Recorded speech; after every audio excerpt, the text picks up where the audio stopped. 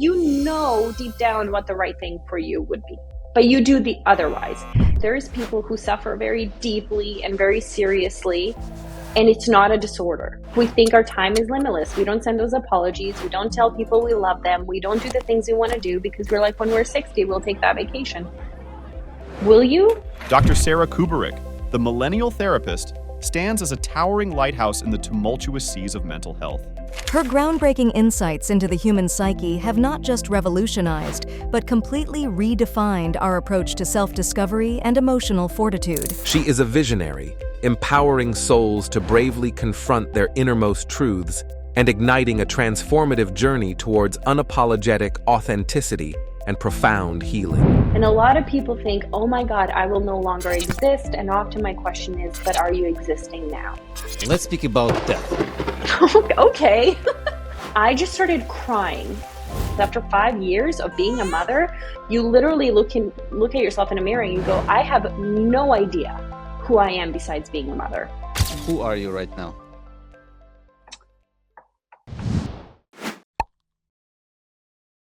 The Avenue of the Strongest is a podcast dedicated to exploring the lives and experiences of the most inspiring individuals from around the world.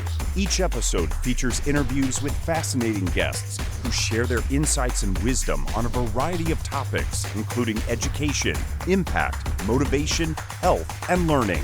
Here are your hosts, Anayet Chowdhury and Vlad Suleiman.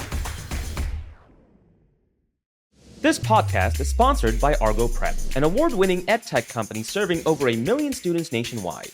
We understand that as parents, you want to ensure that your child receives the best education possible.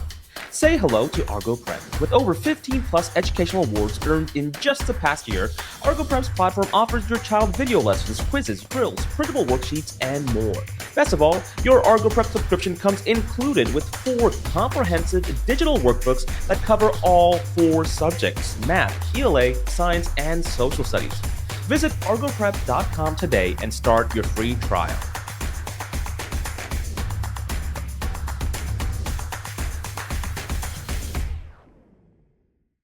Dr. Kuburic, welcome to the show. It's a pleasure to have you on. Thank you so much for having me. I'm super excited about our chat today. Of course, this is going to be a fascinating conversation. I want to go ahead and first start out and kind of lay the ground stage and lay out some foundational work for our viewers out there. For those who may not be familiar, and in fact, I'm actually not familiar at all with existential therapy, could you give us a brief overview of what it entails and then how it also differs from other forms of psychotherapy? Yeah, great question. Common question. I don't think existential psychotherapy is as widely understood or known as other modalities. And so how I like to explain it is that every therapist has a model or a modality they work from, which means when a client sits in front of us, we use this theory, this model to understand what our client is going through and then how to guide them to the results that they want. So for example, if you practice from an attachment theory, what you're going to be looking at, and this is a simplified version of it, of course, during sessions is what is the attachment of the client? So that is the framework through which you'd be looking at their presenting problem. If you are a CBT therapist, you will be looking at their cognitions, their behaviors. And so as an existential psychotherapist, what you're looking at is their behaviors to the lens of existential philosophy. Really, it's rooted back to existential philosophy. And so some of the things that we concern ourselves with is authenticity, meaning, isolation, authenticity, death. So we have common themes or concepts that we think are universal. So when we're talking to a client, these are kind of the things that we're filtering our understanding through. So hopefully that was a good enough explanation.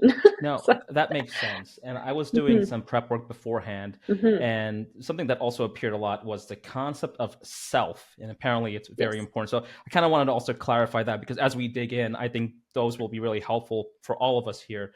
So what exactly what is that self, I guess, from the perspective so we can understand? So I think this is a really tricky question in terms of every existential therapy is a massive branch. And then you do have sub branches, logotherapy being one, existential analysis being another. Then there are people that just call themselves existential therapists. And so I think everyone might have a slightly different interpretation of what the self is. So authenticity is probably the more common term that's being used, but I wrote a whole book about self and self-loss. And the way that I define it is that the self is a combination of freedom, choice, and responsibility. And we can dive into that a little further in terms of what that actually means. But sounds in, good. in today's reality, let's say, where individuals are constantly Yeah. bombarded with information, social media influence, fashion trends, advertising, the distinction between being an authentic and inauthentic self becomes particularly invisible. And there is also a theory that all our opinions and thoughts are often borrowed from others rather than being authentically our own. Absolutely. So how can So, we be sure that we are authentic, or how can I determine that the person I'm speaking with is authentic? yeah, great question. So I don't think that the line between inauthentic and authentic is blurred. I think we just have a really hard time distinguishing it, but I do think that that line very much exists. However, I think what confuses a lot of us is the fact that even your authentic self is co-created by your environment. Okay. It's co-created by the people that you hang out with. You cannot be fully authentic in isolation of the society you live in. It's completely separated from the things that you ingest, from the conversations that you have, from the parenting that you received. So yes, even your authentic self is impacted by life, but that doesn't mean that it ceases to be authentic. And so there is a very important distinction between authenticity and inauthenticity. But what happens is that we don't know what it is. And a lot of us go on into autopilot. A lot of us are tired, or may I say lazy sometimes. And what happens is that we take it a step too far and we go into the inauthentic behavior. I don't think any behavior we do is neutral. I don't think that you will choose something today in your life and it's just going to be a neutral decision. It's just going to be an irrelevant decision. No decision is irrelevant because every decision you make molds who you become. Even very, very tinily, that's not a word. Does it mean that Yeah. 90% of time we are inauthentic? I think we can be making inauthentic decisions, which can then lead to a separation or a lack of paying attention to that alliance, to our values, to our morals, to which can then lead to an actual state of inauthenticity. Are we often inauthentic without realizing that we're being inauthentic? Yeah, I I think think most of so. the And time. yeah, inauthenticity is almost passive for a lot of people. It's almost like a mistake or something they didn't realize they were doing. So I have a distinction in my book where I talk about the difference between being inauthentic and being lost, because I talk about self-loss, which is a more severe degree of inauthenticity. So imagine inauthenticity as you are swimming under the ocean. So you're diving. And you know where the surface is. Like you're very clear, it's sparkling, it's up there, but you're like dabbling in things. You're like, I'm going to go look left and I'm going to look right and I'm going to go a bit deeper and I'm going to explore what's under here. And sometimes I find that inauthenticity can be like that. You're saying no when you want to say yes, although you know that you want to say yes, but you said no. And you know that you shouldn't text them back, but you did. So it's these little moments, and sometimes they're automatic, sometimes they're not even that processed, but you know deep down what the right thing for you would be, but you do the otherwise. Those are moments of inauthenticity, or they're just habits. So like I just ate this thing or I just did this thing because it was a habit. I didn't even process if it was good for me. Self-loss is like deep diving and not knowing where the surface is. It's not knowing where you're going to get your next breath. It's fully feeling consumed and like you're going to die. You know you need to start swimming. So you're being tossed under the current, underwater. You know you need to start swimming and you have no idea where the direction is. And you're like, well, I'm just going to take my best bet. I'm going to take a chance. I'm going to start swimming. And it's either going to lead me further into death or hopefully into life. So that's the severity. That's the difference between being inauthentic and being completely lost and not having that sense of self. Hey there, before we dive back into the episode, I wanted to stop for just a brief moment and express our heartfelt gratitude. Knowing that you've chosen to spend your time with us, to listen and engage with our content truly warms our hearts. Every story we share, every topic we discuss is made much more meaningful if you are here with us on this journey. If you found value in what you've heard so far and you're excited as we are about the episodes to come, we'd be so honored if you'd hit that subscribe button. It not only ensures you stay informed of all of our new content, but it also supports us in continuing to create and share. From all of us here, a sincere thank you. Now, without further ado, let's get back to the episode. I want to briefly back up real quick because I know we're started to talk about self-loss. So first of all, congrats, by the way, on I know you published in 2023, Q4 of 2023, titled "It's on Me: Accept Hard Truths, Discover Yourself, and Change Your Life." So I was reading through it, and I also was reading through a couple of pages. So your book serves as a guide to identifying self-loss, which you state one of the greatest unspoken human sufferings, according to you. So that's a really fascinating statement. So I wanted to dig deeper. I think you hit slightly on what exactly is self-loss. So could you give a couple more examples of self-loss so I can get a better understanding? And is this something we all experience in general? Like, or most of us, like generally speaking, do we all experience self-loss, or it's like So let me start from the top. The reason why I make a statement it's one of the greatest human sufferings is because I genuinely mean it. And I think that in the world of psychology, sometimes we have started to categorize suffering in a really unique way. And unless it's in the DSM, it's not as important for some reason. And for those who don't know, the DSM is the diagnostic manual, statistical manual with all the diagnoses. And so I just wanted to really point out that there's people who suffer very deeply and very seriously, and it's not a disorder.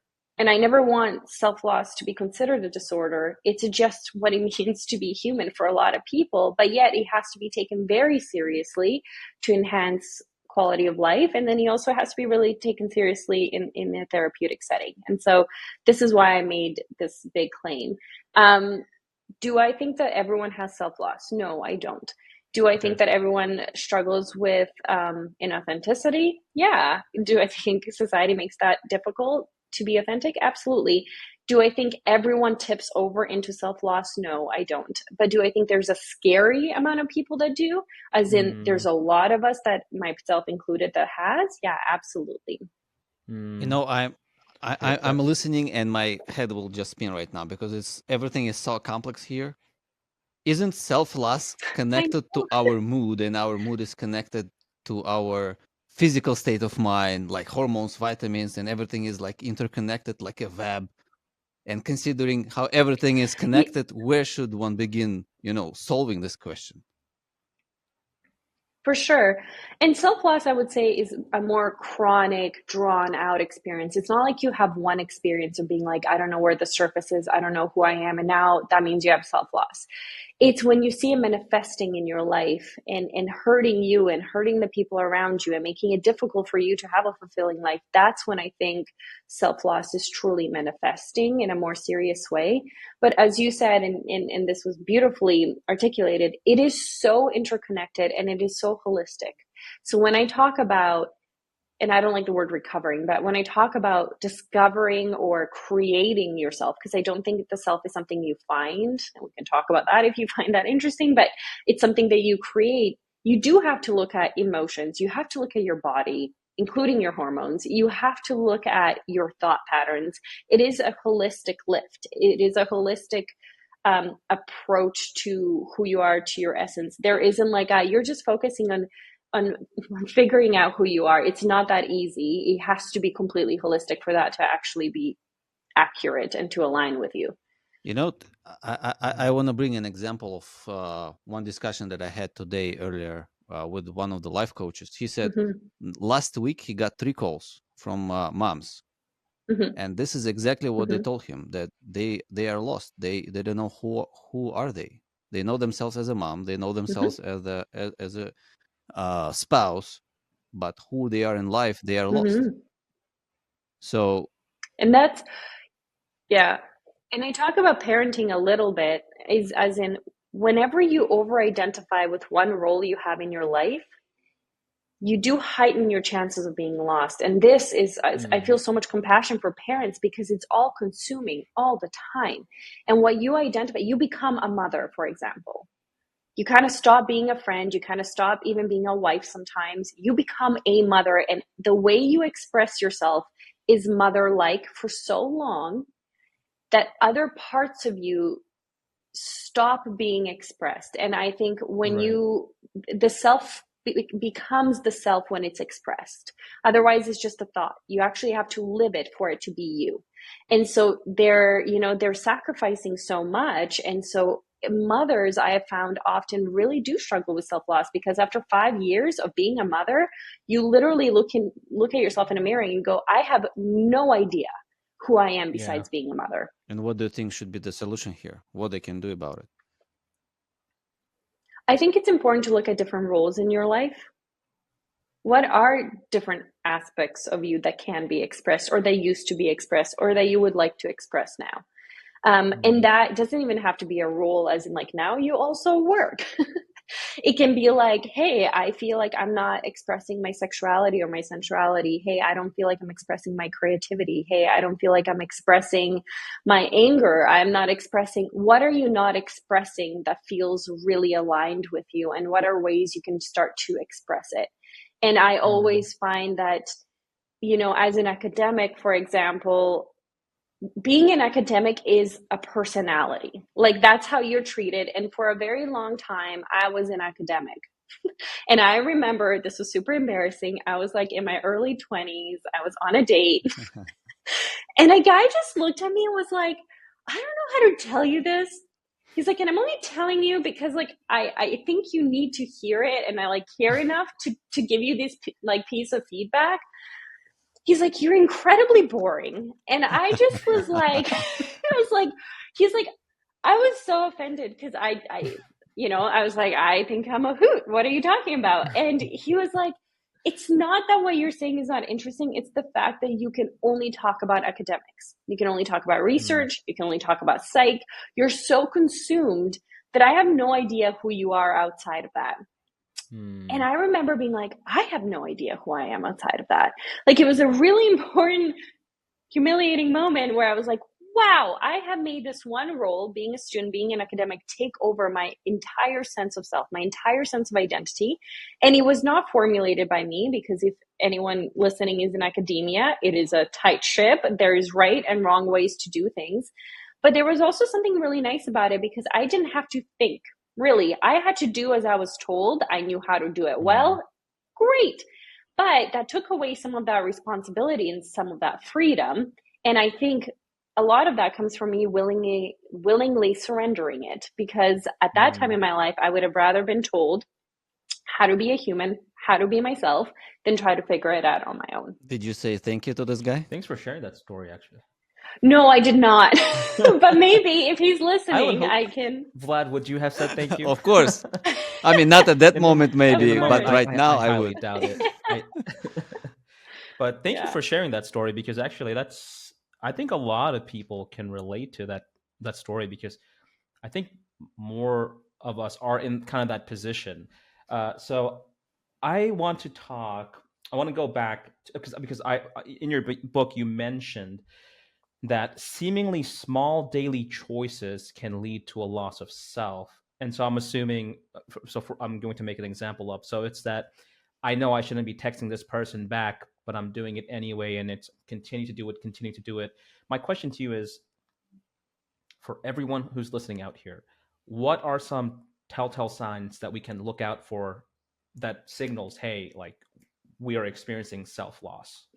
I mean, the most obvious one is if I said, who are you? And you don't know how to answer that question. Perhaps. How should I even answer this question? Who am I? Maybe I'm lost as well, because I don't know how to answer who am I. Yeah. I mean, okay. You don't know who I mean, yeah. I mean, and it's not even that there's a right way to answer it. I think I don't think there's one right way to answer that. But if you don't know how to go about describing yourself or expressing yourself to showcase how you experience the person that you are, I think that can be a bit of a sign.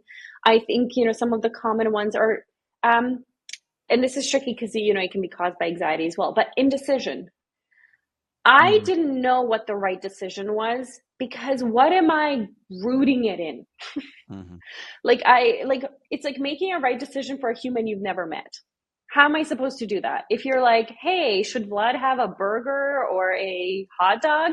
I don't know. It's a 50-50. You probably shouldn't have either. No, I don't know. It's just like, there's absolutely no way. And that's what it can feel like to make big decisions in your life. We're like, I don't know, your guess is as good as mine. And you're constantly asking other people to give you input before you've even slightly tried to make up your mind. That's a really good sign. Some people just cannot make a decision. They will be texting their friend about what to buy, what to eat. Hey, should I send this to my friend? Should I email this person? Hey, can you review this before I do it? And part of it, fine, feedback is awesome. But if you don't feel like you have more of an understanding of what works for you than those around you, that can be a really good sign that you are really disconnected from yourself. Relationships, if you tend to lose yourself in relationships fully, it can mean that you probably didn't have a very strong sense of self going into that relationship, or that you lost it in the relationship. It's kind of irrelevant where it comes from. But if that relationship becomes your focal point of your entire life and it starts to completely mold your personality, there can be, that can be a tail sign of self-loss. And because it's so holistic, it can be in so many ways. Like for me, and this sounds so silly, but I would constantly have bruises without realizing where they came from. Wow. Now, that doesn't have to be an issue, but for me, I realized that's because I was so disconnected from my body that I just didn't pay attention. Like I would and these were huge bruises sometimes because I'm clumsy and I walk into things. And the fact that I didn't stop to process, to register, to check in with my body, to go, what does my body need, really was a great manifestation of how disconnected I was from my body. And I make this claim later in the book, or a statement, you cannot have a disconnected relationship to your body or a contentious relationship with your body and have a sense of self. Your body is not separate from this sense of self. Your body is not separate from this question of who am I? Your body is as big, it's as part of you as your emotions and your thoughts. And so for me, a really interesting sign was my relationships, and then also just what an interesting dynamic I had with my own body, which wasn't healthy at the time. I like the example with opinions, because I know some family where son is already, I believe, 23 years old. He's in a prestigious university, everything. He is very smart, but still, he's calling his mom to ask what he should wear. Yeah. To some of the events. So this is also mistake of the parenting, no?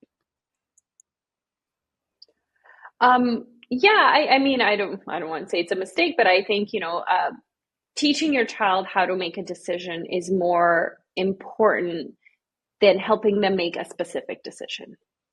So teach your child how to decide what's appropriate to wear to what function. Give them the tool of discernment, of assessment, of evaluation. That, I think, is so much more helpful and important than helping a child make one specific decision, if that makes sense. So yes, I would have liked that by now the parents probably would have taught the child these skills. All right. I want to continue speaking about your book, where you are talking about the importance of accepting hard truth. So could you please share a personal story of a time you had faced difficult truth and how it impacted your life? Every day. No.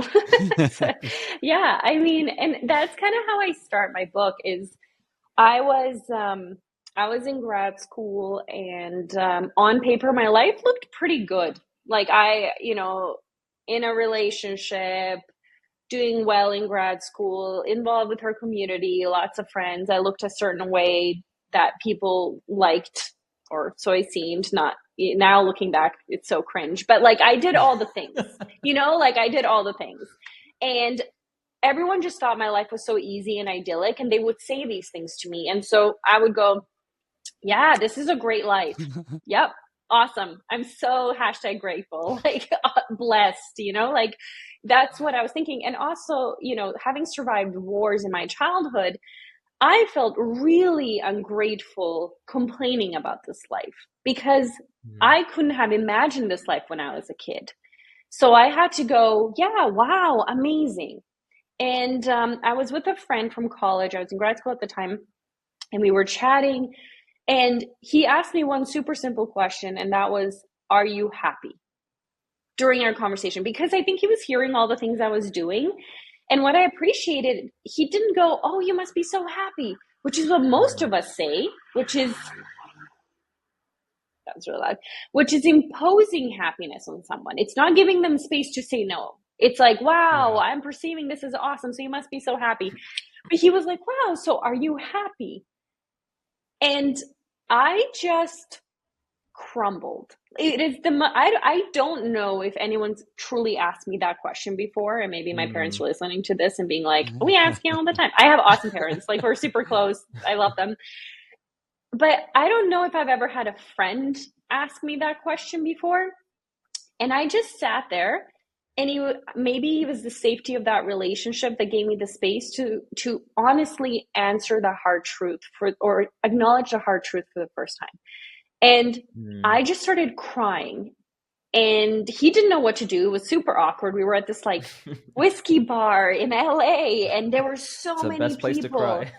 Best place to, no one batted an eye, but I was humiliated because I'm the type of person who, doesn't cry in public, doesn't show her emotions back in the day. Very like trauma responsey. I'm tough. I do it all, whatever.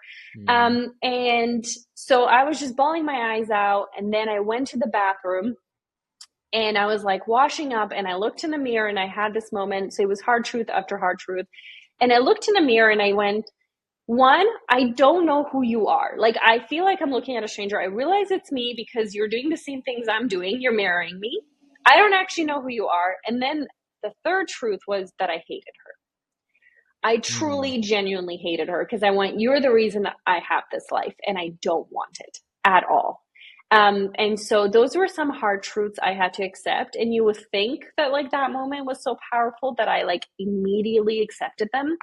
No, false. I went through a lot of other things before I fully came to terms with those truths. And why I think it's so important to accept truths is because you can't create change without awareness. Awareness is the very first step. Unless you know what you're doing wrong, unless you can accept the good and the bad, I'm not really sure what you can accomplish. And so a lot of us avoid truths because we know it will ask us to then create change, and we just don't want to do that. And for me, I didn't want to create a change for a really long time until staying the same became so much more painful than the change itself. But I literally waited to the very final moment. I endured as long as I could until I was like, okay, time to make a change. It wasn't like, I'm so enlightened, I'm going to change my life. Yay, good for me. I'm so like evolved. It was not. It was like, I cannot suffer anymore. So now I need to survive, and I'm creating this change. As I imagine most people do, right? Even when it takes a long time and time to see many different hard truths and continuously before taking massive action. But I wanted to ask you, because while you were telling the story, thank you for sharing this, by the way. And I know I talk about it, but while you were looking at your mirror and you asked yourself, you said, hey, I don't like myself. Do you know, or can you share at least like one example of what did you want to be? Like, let me know if you understand let me know if you understand what I'm trying to ask. At that moment, I don't know if you can remember that moment. What was that change you wanted to be? Maybe you didn't want to be an academic researcher and scientist. I don't know, a pop star. I did. I still became that. That's the only thing I actually wanted to be. I just think I eventually changed my relationship to that. I wanted to be free, would be the real answer. Okay. But specifically for me in that instant, the thing that came to mind is I didn't want to be married. I was married at the time. And Okay. that was a really huge shift where it was like, oh, this is a thing I can't do. And it was very visceral. So if you want like a concrete example, that was one of them. I did end up taking, um, other major changes of like changing friend groups, setting boundaries with parents, processing a bunch of stuff. But I think that was one of the biggest realizations for me in that moment. The one thing that never shook was me being a psych, which is kind of cool. It's like the one thing that stayed the same. Yay. Sarah, who I have to give it to you. I'm sorry, Vlad. I want to just add one more thing. That's a very powerful and very complex statement that you just made. I want to be free. Just think about that, Vlad. That is a hard statement to unpack in general. Sarah, I too want to be free. I think most of us do, Yeah. but oh boy, we'll be here for 10 years. I don't know, 10 years, not 10 hours. But Vlad, go ahead. Sarah, who are you right now? Free. You are free already. I mean, like that's a joke, but it's not. But yeah, Free from what? I genuinely, that's the. And here's, oh guys, we're about to get deep. I think we're always free. I just didn't utilize my freedom. And that was one of the biggest changes is I don't think my freedom was ever truly taken away. I mean, I didn't have a perception of freedom, and this is a bit from childhood trauma. This is because of what society has told me. But I do genuinely believe that depending on your context, you're going to have a variety of freedom. You're going to have different constraints on your freedom. Not everyone's free to the same degree, of course. And Viktor Frankl, who lived in concentration camps, advocated for a sense of freedom, even though he arguably was the least free. Yet he said, I still have the last human freedom, which was to create meaning, was to choose his attitude. So if he can say that, then who am I to say I'm not free? That's how I just needed to learn what it meant to be free and how to utilize that freedom. And I think that was really the work of it. And so now as a person, I feel incredibly grounded. I feel free. I mean, text me tomorrow that, that might change.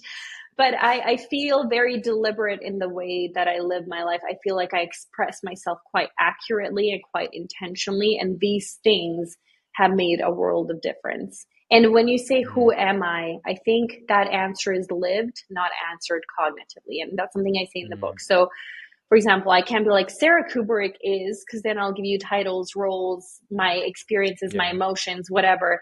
Really, who Sara Kuburic is how she lives her life. That is the answer to who are you, is the way you live your life. Do you think everybody wants to be free? Because with freedom comes responsibility, and not a lot of people love it. Oh, I love that. I talk about that so much in my book. So no, I don't think everyone wants to be free, or they want to be free without the responsibility. And then they realize they can't do that. And Sartre talks about this a lot, of how we surrender freedom to institutions, to organizations, to society, because we don't want the responsibility that comes with it, or the exhaustion that comes with it. And so I think a lot of people are happy to surrender it. But then the consequences of that are not just self-loss, but it's lack of fulfillment. And to me, I don't want to be dead. I want to have lived before I die. And what I felt in that moment is that I was existentially dying. I wasn't actually existing at all.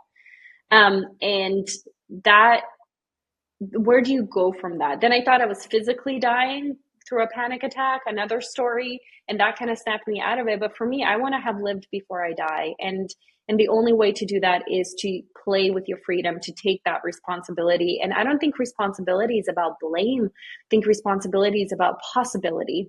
It's like being intentional, taking ownership of your mistakes, and at least owning them. Like, I like that. Like, own your mistake. Let that be yours.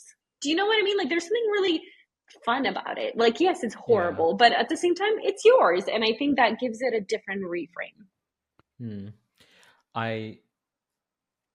In one of your interviews that I was watching, you mentioned that life is complex, messy, and hard, and Mm-hmm. no amount of self-help can change these facts. I really enjoyed that statement.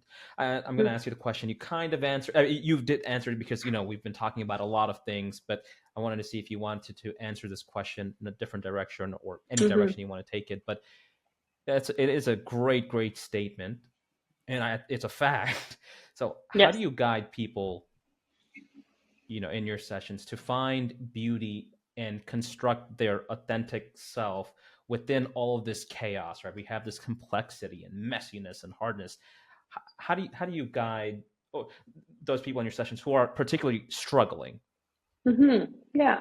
I think a lot of it starts with dismantling the belief that it's neat or that there is a right or a wrong answer, or that, one decision will be the end all be all. Like, so many of us look at big life decisions and we're like, that is what's going to shape my entire life. And yes, of course, that's going to shape part of your life. But as you've even said before, the small decisions are just as important. I think a lot of the processes of like a bit of surrender, a bit of adjusting those expectations of it being clean and the cookie cutter kind of, this is going to be categorized this way and that's going to be categorized that way, and just enjoying being in the mess a little bit.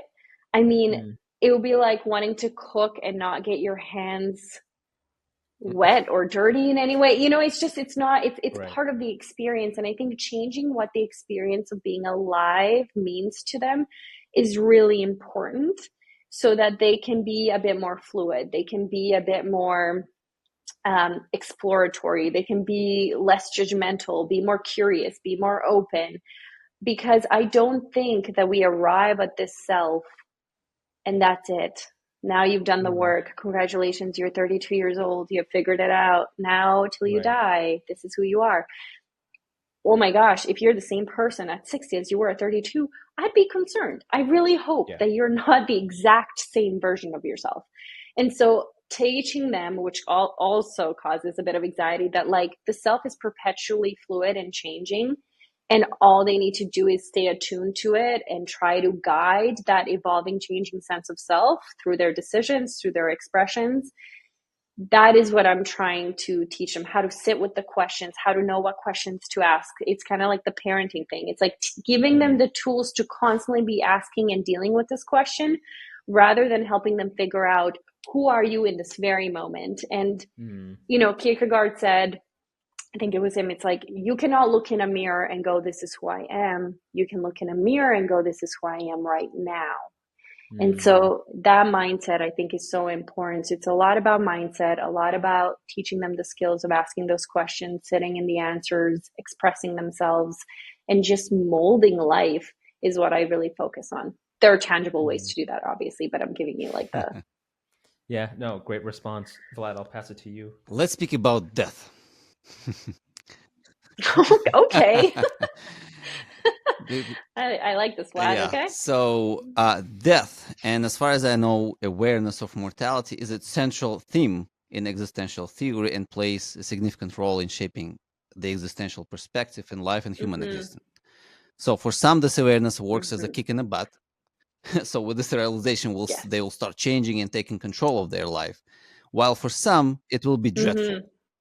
So how can we integrate this awareness of our mortality into our everyday existence without succumbing to existential dread?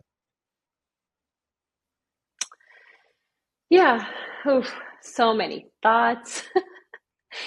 So think about, have either one of you ever done long distance relationship, like a long distance relationship? Yes, I did. I did not. Vlad, you did for a little bit. Okay. Doesn't work out for many, but there's something about but it does. Yeah. But for some it does. I've done it lots in my life. And I feel like there's something about knowing that, oh my God, we only have 24 more hours together. There's like a sweetness, an urgency, I am so present, unless you're getting into a fight, but like I'm so present because it's like, I know that in 24 hours, I will not be able to hold you. I'm not going to be able to kiss you. I'm not going to be able to go eat dinner with you. And it makes it so much more meaningful and sweeter. And I think that life, what it provides for us is like that outline, that kind of a fence that, if we truly think about it, gives it sweetness. It's not limitless. It's like if you had limitless chocolate, chocolate would stop being as sweet. You would get sick of it. This is how humans work. Too much of anything loses all meaning. And so I feel like even if we think of time, or if we think of life itself, having a constraint around it can, if framed properly, give people a sense of sweetness and urgency that I do think it's needed. I think we take life for granted a lot of the time. I think we think our time is limitless. We don't send those apologies. We don't tell people we love them. We don't do the things we want to do because we're like, when we're 60, we'll take that vacation. Will you? I don't know. And so I think that there is something that about death that can be really empowering and motivating. I just think it depends how we talk about it. And a lot of people think, oh my God, I will no longer exist. And often my question is, but are you existing now? We're so scared of this death, yet most of us are sleepwalking through life. And I'm not really sure what the difference is. Right. So I think it's, it's about that reframe. That is true. I have another good question for you. Okay, I can't wait. And it's shifting away from death, just like most people do. We talk about it very briefly, and then we shift away really quickly. Like you think to about regulate. Death, totally. And then, we're like, oh wait, I don't want to think about that. So that's exactly what I will buy those calendars, which shows you how many days left in your life. Oh my gosh, yeah, those are horrifying. Yeah, I'm not doing that. But I'm going to move into a completely different section over here, and we just have 2 more questions for you. And what a wonderful conversation it's been. So right now we're currently seeing many tech layoffs. We had a lot of layoffs last year for various reasons, and this year we see, Duolingo, the famous language app, is cutting 10% of its contractor workforce as it turns to AI to handle more content production and translations. Us being in the publishing sector, we can tell you AI is generative AI specifically. It's doing a lot. It's doing, like one employee with these tools is putting out the productivity of 6, 7, dare I say it, 8 full-time employees. I'm not trying to be a doomsday, I'm not trying to cause chaos or fear. But as AI or generative AI continues to advance, which it will, and replace jobs, which it will, and performing tasks once thought exclusive to humans, my question to you is, do you see a rise in existential dread among individuals in society? And how the hell do we deal with that? Sure do. No, I mean, since COVID, existential dread, existential crisis, like people were not using these terms. People did not care as much about what I had to say. And it's wild what has happened when, I guess, globally we face death.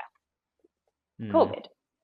And then when we are realizing that like our existence is going to look a lot different and our existence is threatened and the value of being a human is diminishing. These are really hard, talk about hard truths. And so I think we're seeing already and are going to see a huge increase in existential crises. And I genuinely hope it's not going to lead to loss of lives. I just think it's something that we need to take very seriously. And as a society that's currently alive, we're going to need to restructure a little bit of what we perceive as the human role. And do I think AI has to be all bad? No, we're just going to have to can it be? Yes. But what I mean is like, we're going to need to find a way to redefine our value or worth, our humanity, if this keeps being a constant threat. Also finding ways to utilize it, also find how we're going to have a relationship with it. Whatever, I know shockingly little about AI, so I am not going to talk about like, oh, it's going to be so good for society, it's going to kill us all. Like I'm not making any statements. What I mean is it is going to be a massive threat to us existentially, hopefully not literally. And I really hope that we're going to, as a society, band together and figure out what that actually means. But It You is a see, bit it all scary. comes down again to people of fearing of change. All you need is just to adapt. Of Absolutely. course, it People are will so eliminate scared a of lot change. of jobs, but it also will But create a lot of jobs. There is a lot of new opportunities right here, it and people just don't want to. Kind of They like, are not free. it It will will. It already is. well, it will create a lot of jobs, and I agree with you. And I think even if, and a lot of reports and studies show that we're going to actually have a lot more new job types from this huge productivity and these tech advances. But the thing is, how many of us in society can be reskilled? How many of us can truly adapt? We're going to have X amount of people that are just not going to be able to be reskilled. We've seen it, It comes to the when willingness, not the the ability. driverless cars came out. If they want to be reskilled, this is the main Yeah, question. but well, it's but nonetheless, I still think we're going to have a lot of people in society that, whether it's intentional or whether or not they're willing to, that they simply cannot be reskilled. They are simply, I don't want to use the word useless, but they're almost useless to society. but So what happens then and It's okay. there? Don't worry. Everybody gonna chances die. are, no, no, yeah, you know what? I actually find a lot of comfort in the thought that like we're all gonna die. And sometimes when I take things really seriously, I go like, Sarah, chill. In like 80 years, you're not gonna be here. Does it really matter that much? And like, there's something really liberating about that. But I understand what you're saying, and I think this happens with every progression of technology. Like the first computer, people are like, oh my god, we're out of jobs, and then yes, and it created new jobs. I don't know how it's going to work out. I'm assuming the population that won't be able to adjust is going to be our parents' generation and up. And now I don't think we're going to experience that big of a change before they're, this is so morbid, before they're out of the workforce. So I Okay, don't think that's a our nice way to put it. parents, I don't think our parents at 65 are going to be really worried. It's probably our generation that we like better keep up so that we're not useless and obsolete in about 10 years. But I don't think that we're so old that we cannot adjust and adapt. I think it is a bit of a mindset. Of course, some people are unable to, if they have certain restrictions, be it cognitive or physical, that maybe they won't be able to get these jobs. But I think that there's going to be a lot of us that are going to just resist it for the sake of resisting it. And I don't think, I think sometimes that's not particularly helpful. Now, should we be really cautious as to what kind of society we're building and making sure it's a society we can keep up with and control in about 50 years? Sure. Yeah. But do we need to resist the calculator because now, you think that doing it in your mind is superior and everyone should be able to do it? No, probably not. Sarah, I have one last question for you. Yes. Who has been the strongest or one of the strongest and most inspiring person in your life, and what lesson have you learned from them? Wow. Okay. I have just so many influential people. Again, my parents are a huge influence, but I don't want to use them. Okay. So one of my mentors and one of my best friends, this sounds weird, is a 73-year-old man. And he's wonderful. And we started this friendship maybe like 15 years ago. And he was very successful, very well read, came from academia. And so all these things naturally drew me to him. And I was like, wow, you have so much to teach me. And I thought what he would teach me would be what my professors have taught me or what has society told me to do. And one of the greatest lessons that I contribute a lot to the work that I do now is he said, never have a goal that's so concrete that prevents you from a future that you genuinely want. It was something like that. It was like constantly be open. He's like, Sarah, when I started off, I was in marine biology. That's what I thought I wanted to do. Now he was a CEO of like a mining company. Very, very, he's like, different. I always said yes to opportunity. I wasn't too scared to go off the path, go off the track, go off what I thought I should be doing. And I just gave myself the benefit of doubt. I explored things because life is about exploration, Sarah. I'm butchering this. He was very eloquent. And I loved it because I look at my career, and if I was like, I finished psych, I'm going to be a clinician and that's it, I would not be talking to you today. And it was about taking the weirdest little opportunities, starting Instagram, doing consultations for brands. I don't like doing workshops for the EU, like just the randomest things that have then shaped my career and helped me become the person I am today, but also have a job that's so incredibly fulfilling that I don't think I would have had that same level of fulfillment if I was so dead set on one particular track. And so that's one of my mentors. One of the lessons was be always open, always curious, experimental about your own life, because it's truly there to be lived. And the worst that can happen is you go, nope, that was not for me. And I've had several of those. And I loved it because now there were no what ifs. What if I actually wanted to work in this type of organization? It's like, now I know that's not what I want to do at this point in my life. And so, yeah, that would be it. And that's also for personal life or whatever Yeah. applies all. No, what a great story, Dr. Kuburic. It's been an absolute pleasure getting to speak with you. Vlad, do you have anything to add? What a wonderful I think conversation. I Thank you ended so this much. conversation with more questions to myself than I came. So I will Oh, have okay. a I was lot like, of to me, I was homework. like, oh man, I failed. Okay, perfect. We'll have a part 2 where you give me your answers to your homework. That's Yeah, great. I will. Thank you. Thank you so much for having me. Thank you.